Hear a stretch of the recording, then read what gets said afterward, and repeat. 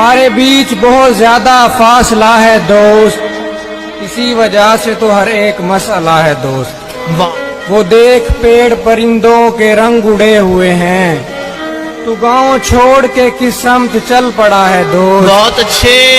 वो एक शख्स कभी सिग्नलों पे ठहरा नहीं, आहा, तेरे इशारों पे जो नाचता रहा है दोस्त। आहा, और अब तो बाग में जाने से डर रहा हूँ मैं, हर एक फूल तेरे बारे पूछता है दोस्त। वाह, मैं तेरे बारे में राय नहीं बदल पाया, वगरना लोगों से सब कुछ सुना हुआ है दोस्त।